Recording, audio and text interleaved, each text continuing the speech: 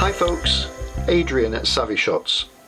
I hope you guys have been staying well and taking care of each other. Perhaps you've been able to find the time to be creative with your photography. I hope so. I've been lucky. I've had quite a few students keeping me busy via my new website, cameraclass.co.uk.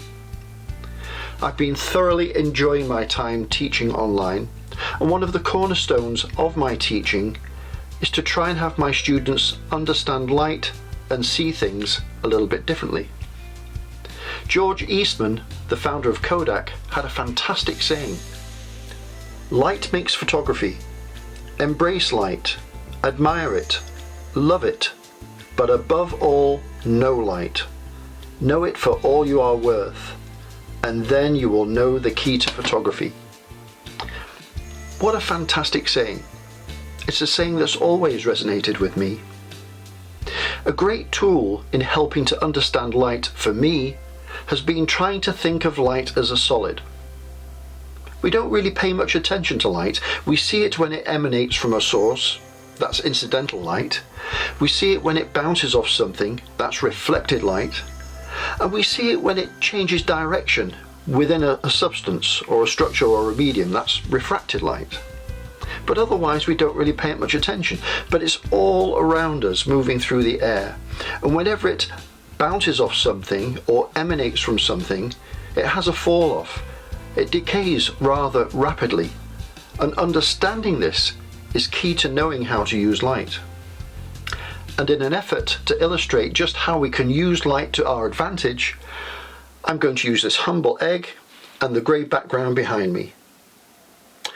By controlling the amount of light falling on our subject, in this case the egg, we can do this of course either by moving the light source to or from our subject, or decreasing or increasing its output. As long as we maintain constant light values on our background, which could be ambient light out in the open, then of course by adjusting our exposure to suit the light falling on our subject, we can lighten or darken the background. You can see from the next slide that it's quite a simple setup, and you can obviously see that it's a grey background with an egg in front of it. But on the following slide you'll notice a dramatic difference. By bringing the light source close to the egg and requiring a higher shutter speed and or a smaller aperture, but by maintaining the same light value on the background, we are darkening the background, and here the background looks black. And you can see as we move the light source progressively further away from the subject, in this case the egg, the background will be becoming increasingly lighter until it appears white.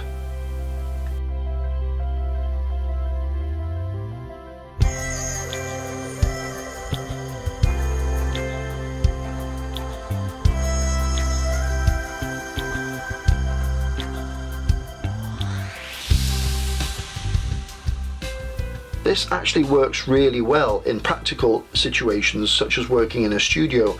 If you have just one background and it's a grey background, of course you can create lighter and darker backgrounds by using this technique. If you're doing a portrait out in the open and you have a reflective source such as a white wall that you're using to lift some skin tone values, if you move your subject to or from that reflected light source, in essence you can darken or lighten the background, which would be really handy if you're trying to get really nice rich values on a sunset. If you're creating a macro study of a it could be a gem, it could be an insect. You can in effect, by controlling your light to subject distance or output, you can darken or lighten the background to create a completely different mood. So even though it's fairly simple in technique, its applications are very widespread.